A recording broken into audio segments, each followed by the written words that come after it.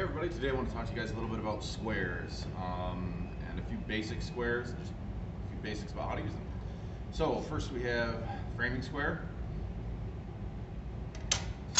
speed square, combination squares, and sliding T Bevel. Okay, we're including that, some people don't.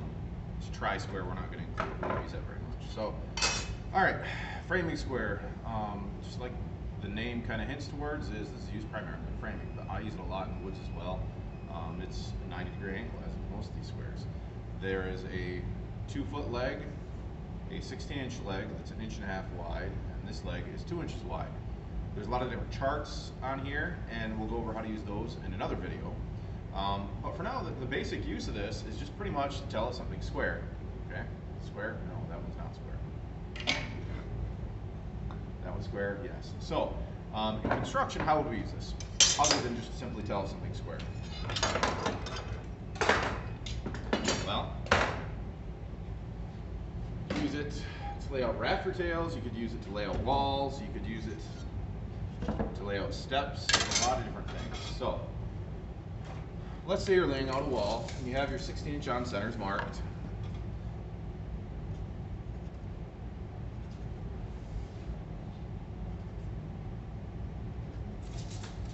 Okay, a lot of people will use a speed square, a lot of people use a framing square. You don't necessarily need to, but being 1.5 inches wide, that's the exact width of stud. So you mark each side of it, each side of your stud on your 16-inch layout. I always put an X in the middle or an X on the side of the line where the stud's going to go. So it's pretty dummy proof, right? 1.5 inches makes it easy to use. Now, for laying out the end of a rafter tail, a lot of people now use speed squares, or once you get it first one cut, you can make a little jig, cut a board, just use it on everyone as a template. So let's say you had 6/12 pitch, which is pretty common. Okay, you want to stay on either the outside or the inside. Go 6 on one side, 12 on the other. Or if you had a 4/12 or a 5/12, an 8/12, 9/12, okay, you just simply line those marks up. I put my fingers on them. You line them up with the side of the board closest to you or furthest away. Again, stay on the same side of the board. So we can line that up 6, line it up 12. This one's already cut, but you could draw your line, cut it. This is the short side, or the plumb cut. This side over here will be a long version, okay? A long version of it. So if you had something going down at an angle to a flat surface, this would be the long cut, and that would be the end of the rafter tail out for your fascia board. Or flip it over, it could go up against the ridge board. Okay? So pretty easy to use that. And it's pretty much the same thing if you're laying out stairs. You know the riser height and the tread height, you can do the same thing. Let's say you go with a riser height of, let's say 6 inches and a tread height of 11.5. Okay? And they actually have little clamps you can clamp on here to make this more repeatable. There's a lot of different jigs and things you can use. Flip this over, so it's confusing. Alright, so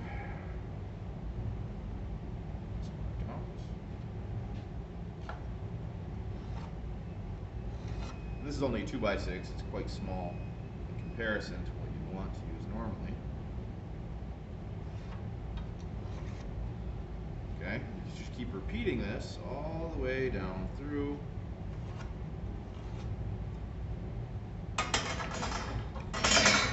Okay, so here you have your riser, which is the part that goes up. The tread is the part you stand on. You notch these out. And again, this would normally be a 2x12 or something larger. You always want to leave at least 3.5 inches of material at this point right here. And we can go over some specifics in terms of what code requires on this later in another video. But for now, I mean, that's the basics. Those are the basics of a framing square. There's a lot more we can add to it. We can go over that, just this square, in another video.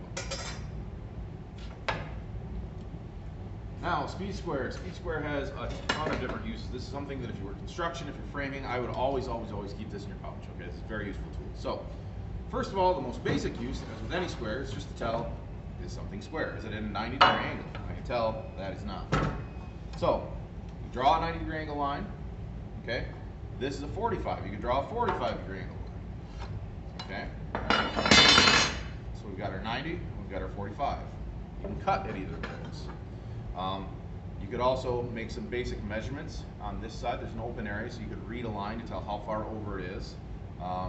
measure an offset in a piece of wood to tell how far over it is. Or on this side, and this is pretty standard, that the grooves may look different, but these grooves are meant for a pencil to go in, okay?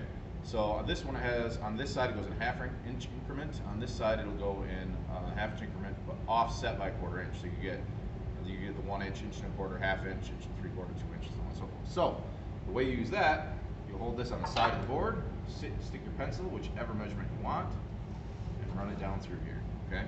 So you draw a nice line all the way across the board.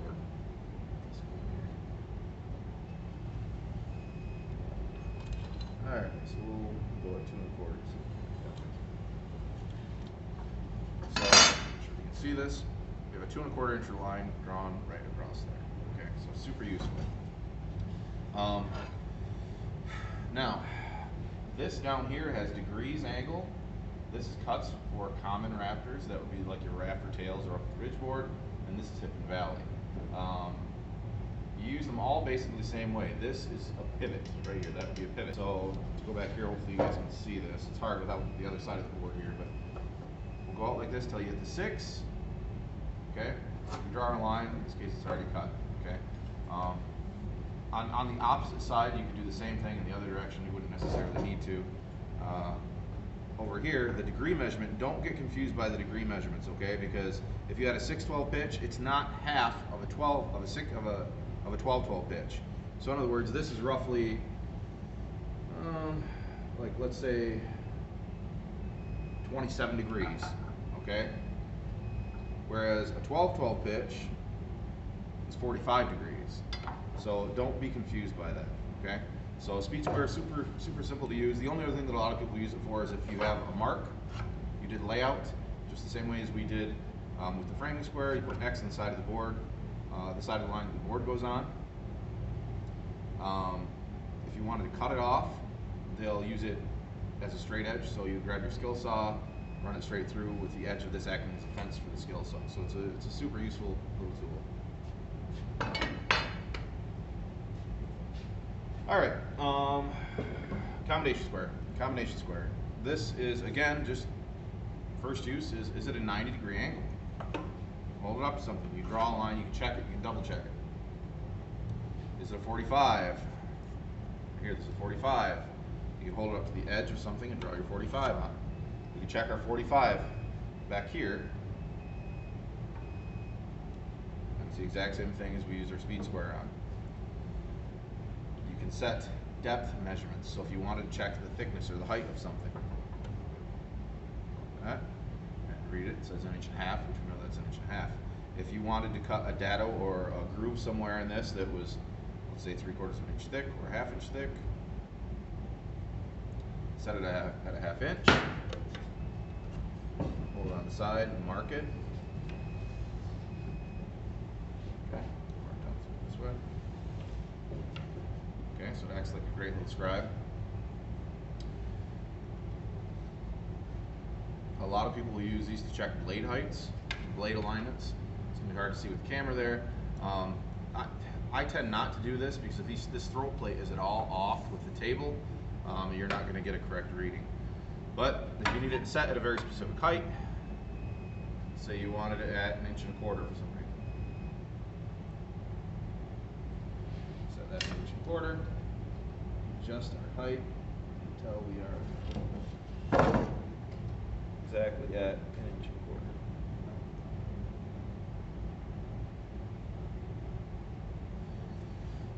All right, so this is super easy to use. There's a lot of uses for it. You can use it just as a straight edge. You can use it to check to see a particular blade is exactly square with the table. You can check it to see if the blade is parallel with the miter slot.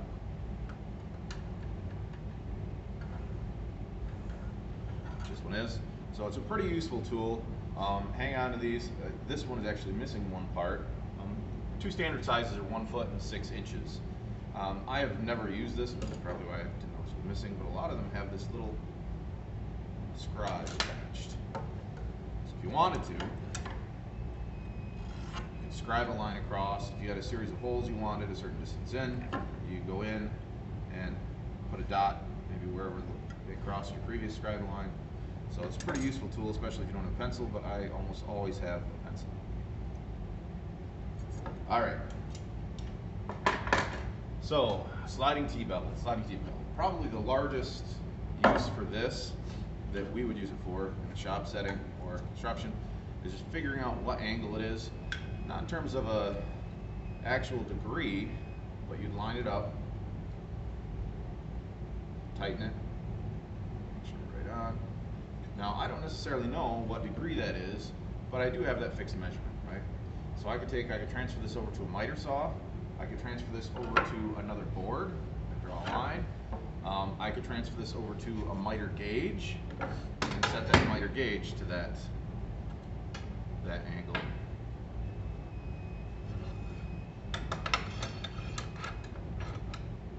Okay.